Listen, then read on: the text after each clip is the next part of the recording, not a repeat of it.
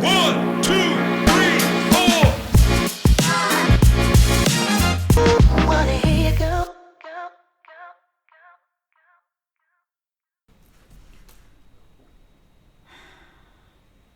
You know what quiet burnout looks like from the outside? Nothing. That is the whole problem. The leader shows up. Every meeting, every deadline, every town hall, they answer their emails, they smile, they say the right things, and somewhere underneath all that doing, the lights are going out. Quietly, slowly, one small withdrawal at a time. I'm Sahar Andrade, a neuroscience-based leadership consultant, Forbes Coach Council member, and I have been inside organizations long enough to know this. The leaders HR is most worried about are usually not the ones burning out. It's the ones nobody is watching. Today, at the AI Cafe Conversations podcast, the only podcast intersecting between neuroscience, leadership, and AI, we're talking about quiet burnout. What it actually is in the brain, why your highest performers are the most invisible casualties, and how you detect it before it costs you someone irreplaceable. This is the new episode that could save you a leadership vacancy you never saw coming. Let's go. So what is the problem? Why or what quiet burnout actually is? I mean, in COVID, we started talking about quiet quitting and quiet firing, but now we have quiet burnout or quiet burning. Here is the first thing I need you to let go of. Burnout is not exhaustion. I know that is what we keep saying. That is what every wellness program leads with. Rest more, manage your stress, take a vacation, work-life balance. But the brain tells you a completely different story. Burnout is a nervous system event. A quiet burnout is specifically what happens when the nervous system has been in chronic threat mode for so long that it stops broadcasting distress signals altogether. Let me explain what that means. Your nervous system has 3 states. Think of it as a traffic light. Green is social engagement. Your prefrontal cortex is online. You can think clearly. You make good decisions. You can read a room. You have empathy. You are your best leadership self. 2, yellow is mobilization. That is your fight or flight response. Cortisol and adrenaline flood in. Heart rate goes up. Tunnel vision kicks in. Your brain narrows its focus to immediate threat. You can still function, but your creativity is gone. Your curiosity is gone. You're surviving, not leading. Then red. Red is shutdown. This is where quiet burnout lives. Shutdown is the dorsal vagal state. It's the oldest survival response in the nervous system. When threat is too much, too prolonged, or too inescapable, the brain does not keep screaming. It goes quiet. It conserves energy. It disconnects from the emotional cost of the environment. From the outside, a person in shutdown looks calm, composed, steady. Because they were trained by success itself to push through, to hold it together, to perform regardless of what is happening internally. Their whole career is proof that they can manage themselves under pressure. So when the nervous system finally crosses into shutdown, they do not come to HR. They do not go to HR. They do not raise their hand. They do not say, I'm not okay. They just get quieter. They stop bringing new ideas. They start declining invitations. Their answers in meetings get shorter, more careful, less than. I want to tell you about a leader I worked with. I'm going to protect her privacy, so I will not use her name or organization, but the situation is real. She was a senior director, 16 years in the organization, the person everyone called when something was hard. The one with institutional knowledge nobody could replicate. Her team had some of the highest retention numbers in the company. When I first got on a call with her, she sounded fine, calm, professional, thoughtful in her answers. It took about 20 minutes before I noticed something. She was not frustrated. She was not overwhelmed. She was not even sad in a way you could name. She was absent. She was answering my questions from a very far away place inside herself. When I reflected that back to her, she went quiet for a long time. And then she said something I will never forget. She said, I stopped caring 6 months ago. I stopped caring 6 months ago. And I haven't told anyone because I don't know how to explain caring about something than just not. Her nervous system had done exactly what it was designed to do. It had protected her by going offline. She had not left the job yet, but she had already left. That is quiet burnout. And from the outside until that day, nobody knew. Now, here is the neuroscience of why this is so dangerous for organizations. When the dorsal vagal state takes over, a few specific things happen in the brain that have direct leadership consequences. First, the default mode network starts dominating. This is the brain network that activates when you are not actively engaged. It's the mind-wandering state. And in burnout, it takes over when the person is physically present and technically working. They are in the room, but their neural resources are not.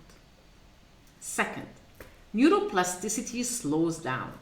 New neural connections require two things: energy and positive emotional state. Burnout depletes both, which means a burned out leader stops growing. Not because they're lazy, because their brain literally cannot form the new connections that growth requires. Third, co-regulation breaks down. This is the piece HR almost never talks about. Your nervous system regulates the nervous systems around it. Leaders who are dysregulated create dysregulated teams, not through bad management, through biology. The leader is the thermostat of the team, not the thermometer. Research out of polyvagal theory shows that teams working under dysregulated leaders have measurably higher cortisol levels. That means higher stress.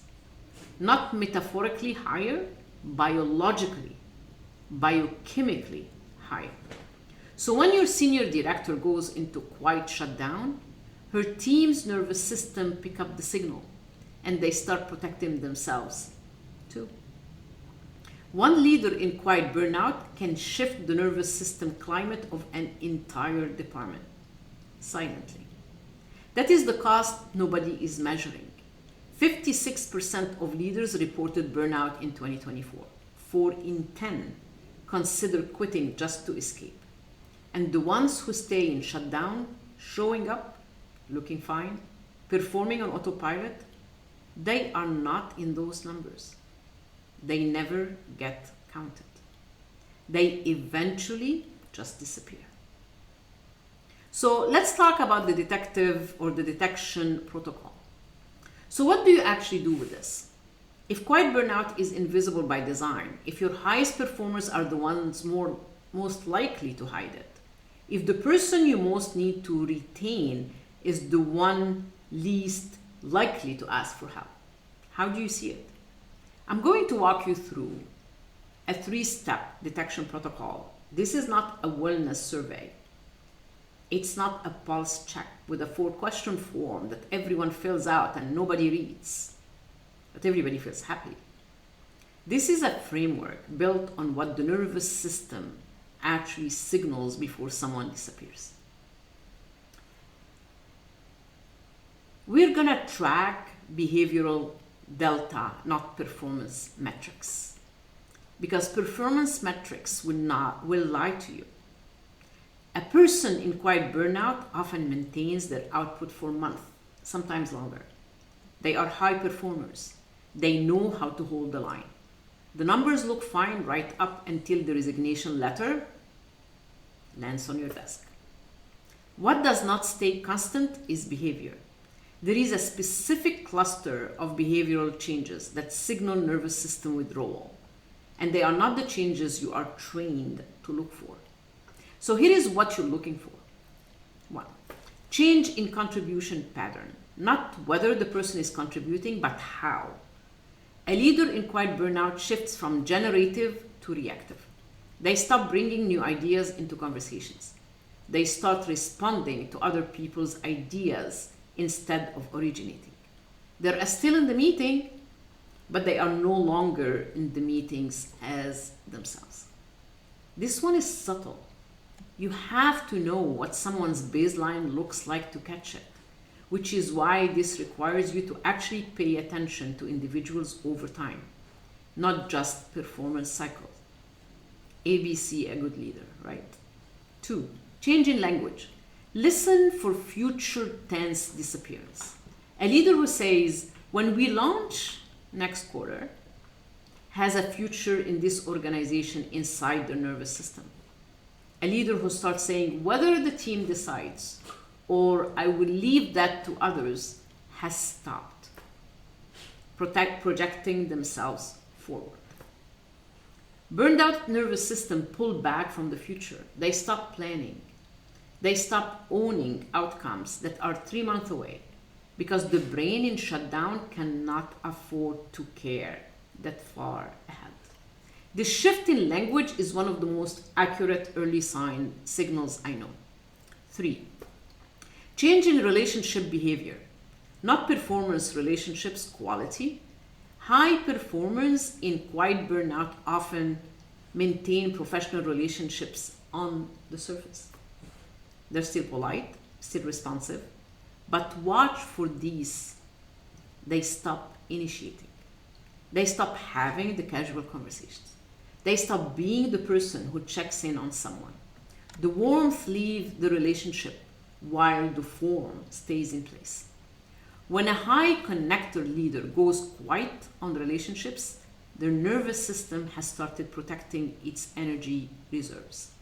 What this means practically for HR leaders. You need to have a baseline on your key people, not their performance baseline, their behavioral baseline. Who are they when they are well? How do they show up in meetings? What does the language sound like? How do they relate to their teams? You cannot detect delta without a baseline. And most organizations have no behavioral baseline on their senior leaders at all. This has become so evident after the AI adoption, AI integration, and the AI disruptions in many organizations, and the FOBO, the fear of becoming obsolete, the fear of losing their job, the fear of looking stupid, not understanding what's going on, and still trying to approve the plans. All these have been increasing in the workplace, and that's why we are seeing a higher rate of burnout. So the one-on-one is the most underused detection tool in the HR toolkit. Most one-on-ones are project updates, priority alignment, or annual performance, problem solving, which means you are getting the professional performance of the person, not the person. Here is how to shift the one-on-one into a nervous system read. Start with a body question, not a task questions, like not what's on your plate, but how are you carrying what's on your plate? That one word change, carrying, invites the body into the conversation. The body is where burnout actually lives. The task question gets you the professional answer. The carrying question opens a different door. Listen for energy, not just information. A burned out nervous system communicates before the words do. Pace slows. Sentences shorten. There is a flatness in the voice that does not match what is being said. You're listening for the gap between the content of what they are saying and the energy with which they are saying it. When someone says everything is fine, I'm just managing a lot with no effect, no emotional texture, no exhale at the end, this is data. That is not fine. Ask the question that creates permission. This is the most important one. Burned out leaders do not raise their hand because they do not believe the organization has the capacity to hold what they are actually experiencing. They have watched other people be vulnerable, and they have watched what happened next. You create permission by going first. Not in a therapy way, in a human way. I have noticed that our last few conversations have felt a little different. I could be reading it wrong, but I wanted to name it because you matter to this organization and I don't want to miss something important. That one sentence does something specific in the nervous system. It names what is happening without demanding a response. It signals that someone is paying attention, that that person is seen, and it reduces the threat of disclosure. The nervous system will not open in high threat environment. When you go first, you lower the threat. You create the conditions where honesty becomes possible. That is not soft leadership. That is applied neuroscience. Audit the environment, not just the person. Here is the step most organizations completely skip. When you find the leader in quiet burnout, the impulse is to fix the leader. More coaching, more support, mental health resource, a leave policy, blah, blah, blah, blah. And those things matter. But if the environment that burned them out is still running exactly the same way, you're not solving a problem. You're cycling through leaders. The CARES framework is what I use here. It asks 5 questions about people, about safety, about dignity. Are people informed? Not about strategy, about what is actually expected of them as human beings in this organization. Is there accountability? When a leader burns out, who is accountable? Not just the leader, but the system around them. Is respect present? Is human capacity treated as a resource to be managed or a boundary to be honored? Is the organization effective for people, not just from people? And finally, is it psychologically safe? Here is the neuroscience of that last one. Psychological safety is not cultural value. It's not something that you write on the wall or on a website, glitzy words. It's an emotion that they need to feel. It's a neurological requirement. When psychological safety is low, the amygdala, the threat center of the brain, runs continuous threat scans. It's looking for danger in every interaction. This is metabolically expensive, while over time it's physically depleting. Leaders who operate in low psychological safety environments burn out faster, and they burn out quietly.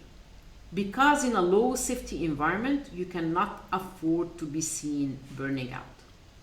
The environment audit asks, what are we doing at the systems level that make recovery impossible when people want to recover? That is the CARES question, and it belongs in every burnout conversation.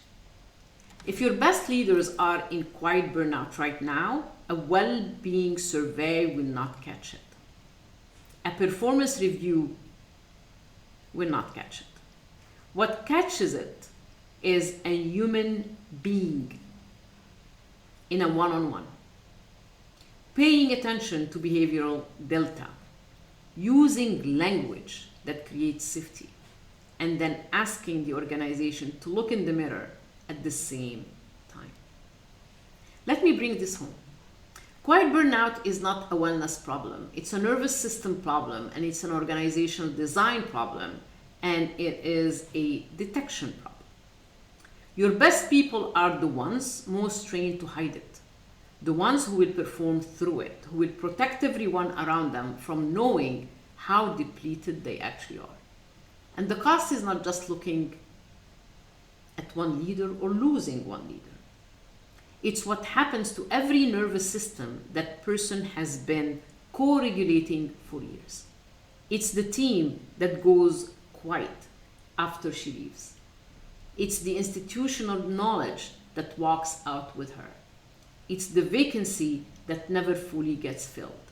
The three things I want you to take from this episode: 1, build the behavior baseline on your key leaders, not performance, behavior. Know who they are when they are well. 2, redesign your one-on-ones. Start with the body question. Listen for the energy, not just the words. Create permission by going first. 3, audit the environment. The CARES framework gives you the 5 questions that make the system accountable, not just the individual. You do not have to wait until someone resigns to know something was wrong. The signals were there. We just need to know how to read them. If you want to talk about this, what this looks like in your organization, I have 30 minutes free conversation. No pitch, no agenda, just clarity. The link is in the description notes. It's the Leadership Clarity Call. I have the link down. And if this episode landed, share it with one HR leader who needs to hear it. That's the ask. Until next week, keep leading from a regulated place. And as usual, before we leave, I ask you to show me some love. Save this episode, share it, subscribe to our podcast. Thank you for making us the number 2 on the top global podcast. This is Sahar Andrade, your AI whisperer. Till we meet again, peace